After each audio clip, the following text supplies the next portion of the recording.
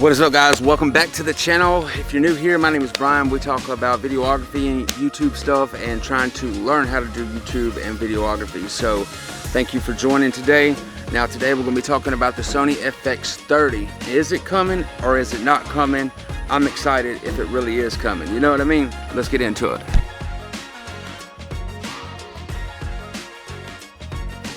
Alright guys, so what's up? So let me tell you why I think this camera is going to be very exciting, and that is this camera is under $3,000. It's supposed to be around $2,500, and if that is true, then it's going to make it more capable for people that's wanting to get into cinematography or videography. It's going to make it very easy to get into this field compared to as if you were trying to buy a Sony a7S III or a Sony Fx30. Those are very expensive, almost $4,000 each of them, and having something that's around $2,500 mark I think is a lot more reachable for more people. Now let me tell you some other things that are very exciting about this camera. And that is that it is an APS-C camera and it has 26 megapixels. I'm not 100% sure if it's exactly 26 megapixels, but we will find out soon, I hope. You know, having 26 megapixels and being a crop sensor camera, it's going to be better for, you know, cropping in and reframing or redoing your composition on your shot. Say you took a shot and it doesn't look the way you want it to, you know, recrop it, push in on it.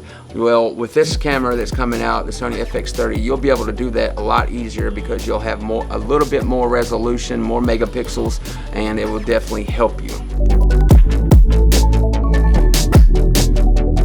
So talking about the cropping in and redoing the composition, having the Fx3 with its only 12 megapixels, I have definitely had some trouble with doing such thing. You know, I've messed up on my shot and I want to crop in on it and I just can't do that sometimes with the 12 megapixels. So yeah, with those things being very exciting, let's move on to the next thing and let's talk more about this camera.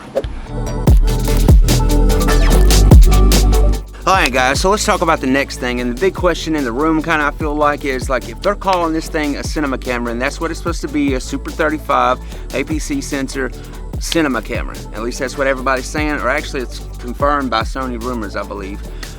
If it's a cinema camera, right, give us cinema camera settings like your waveforms and etc. One thing like the GH6 has is like you can push a button at the tip of your thumb and monitor your audio, like just real easy, change it, whatever you want to do.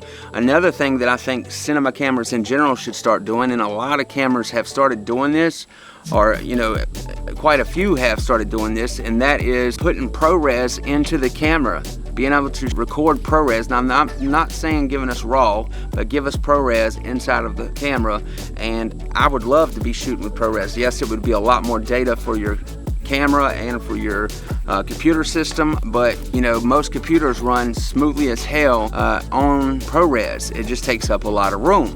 Now, you know, like I was saying, if it's a cinema camera, give us cinema camera qualities. That's all I ask. You know, also another thing like DCI 4K. If it's a real cinema camera, I think this is something that we need. Sony, I hope that you see or have been seeing these videos of people talking about like your Fx3. It's supposed to be part of the cinema line. Yes, you gave us an update. You gave us Cine IE, EI, whatever the hell it's called, and you gave us the ability to put LUTs in. Okay, put both of those into the Fx30, but also give us the rest of these cinema camera qualities. We should have them if it's called a cinema camera. Alright, let's move on to the next thing. Let's just hope Sony does those cinema camera qualities. You know what I'm saying?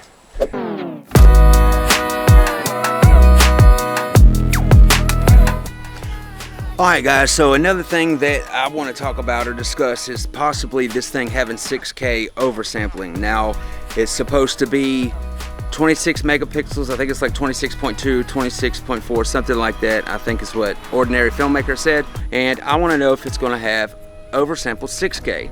Now, and the reason I asked that is because like the Sony a7 III had it, most of the Sony a6400 cameras had it, at least the newer ones, and you know, we're getting 26 megapixels, so I believe that it could do it. Am I right or am I wrong? And it would definitely give us another reach and quality to be able to crop in, like I was saying earlier, more resolution.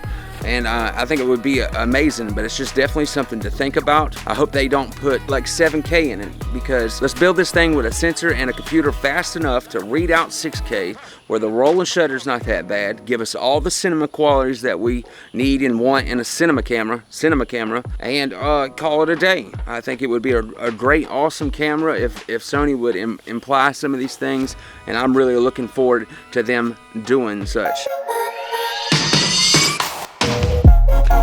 Okay, so I got most of this information from obviously watching YouTube. I watched some on Ordinary Filmmaker, and Peter Lindgren put out a video, actually a couple videos, and each, I think there's 2 of them where he's in Iceland, and there's 3 total that's in Iceland, but 2 of them, and I'll put the videos right here, or I'll put the videos coming up here in just a second, where he talks about how he came to Iceland because he's got 2 new products that he really wanted to like show out for, come to a different place and record a video for.